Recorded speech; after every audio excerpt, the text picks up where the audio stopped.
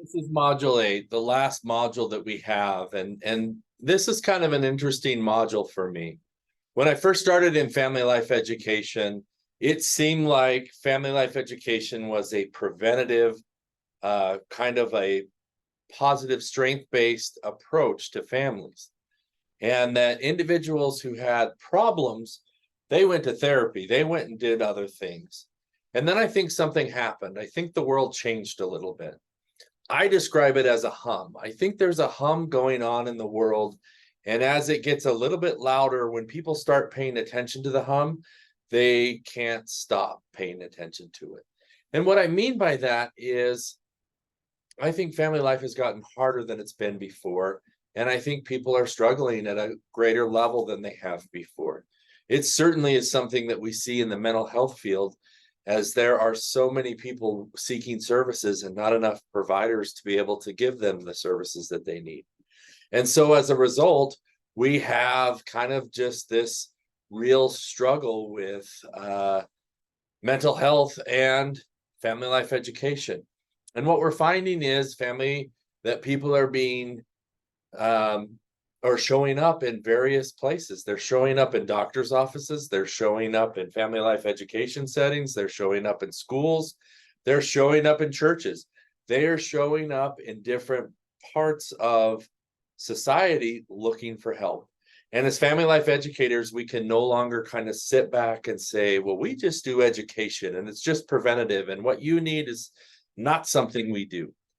We have to understand family life education of itself is an intervention. We are intervening in people's lives through an educational process. And once we understand that assumption, we can learn where we fall in the continuum of care. So you're going to read about all of these different levels in the continuum of care.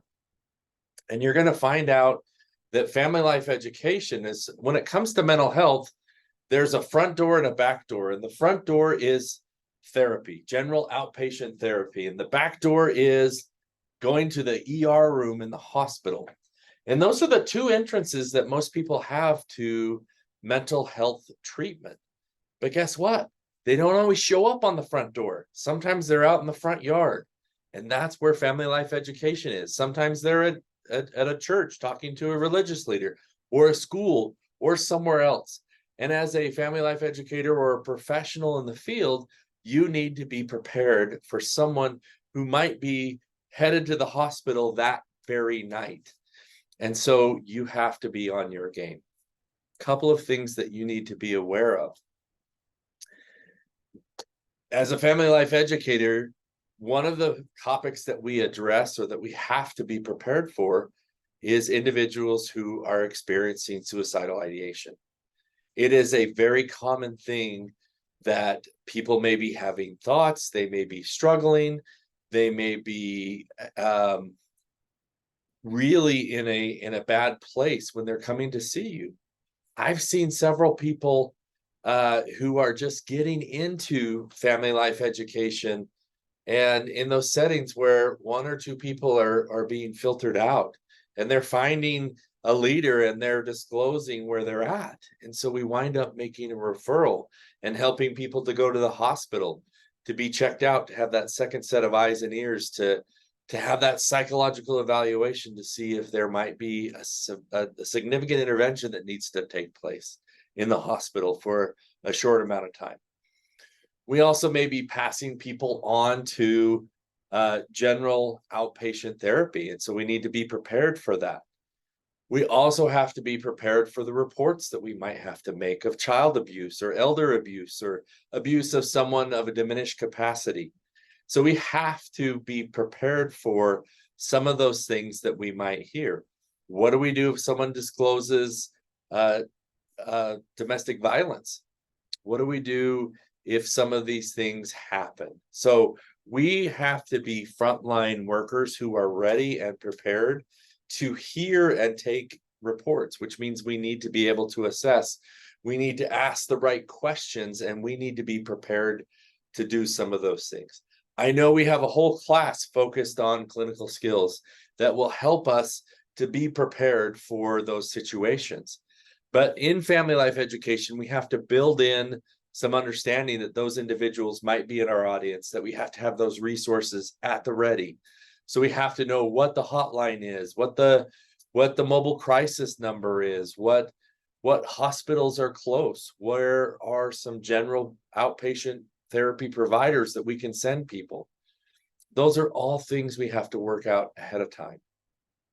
We also have to do the work ourselves to put ourselves in the best place to be able to help those people, to develop those skills. And lastly, we have to be ready for something that we call trauma-informed care. In other words, when we deal in family, we have to recognize not everyone's family life has been positive. And as we talk about childhood, as we talk about discipline, as we talk about those other things, there may be triggers for adverse life experiences for people in our audience. And they might start to experience some trauma-related symptoms. And we have to be prepared, and we have to have understanding for them. And we have to know what to do when they are in our audiences. And so it is important that we learn skills like mindfulness or other things, calming skills to help people who are anxious or depressed or who are experiencing trauma, that we can help them to calm down, that we can make the right assessment and the right judgment for where they might need to go in the mental health treatment. We might be the first people or the only people who see these signs. And it's imperative that we get people to the right level of care and get them engaged in the system so that they can do those things that are going to help promote their overall well-being. So in family life education, it's about being ready for the worst and ready for not seeing anything at all. But we don't know which is going to come in through our door. One thing we know is that when you open the door to individuals and you offer help, all kinds of people are going to come. Some needing a little bit of help, some needing a lot of help, and we have to be prepared for the worst. Family life educators can't just sit there and say, well, we teach educational classes, so good luck with that. We have to know what it is that we need to do and where we can send them and what things that we need to do. And so in this module, we're going to start to think about those levels of care. We're going to start to think about assessment. We're going to start to think about referrals and how to go about that. More importantly, we're going to design around a trauma-informed approach, and so that we minimize maybe some of those things, but then we have things available to us if some of those adverse life experiences cause traumatic symptoms in individuals, and we know what to do when that happens.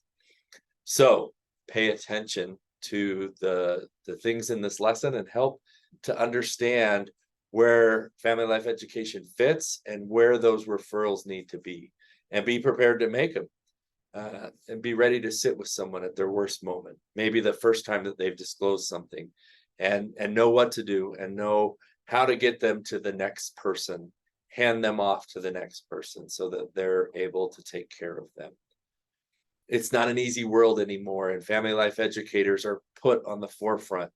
Some of us will get jobs out in the field that require us to be intake coordinators, to be able to do some of these things well ahead of the time that we may think that we're ready to do them.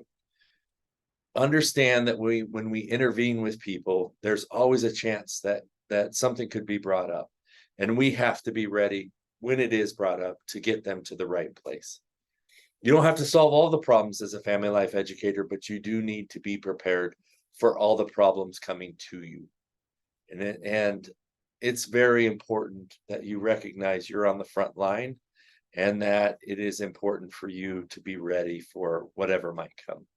So good luck.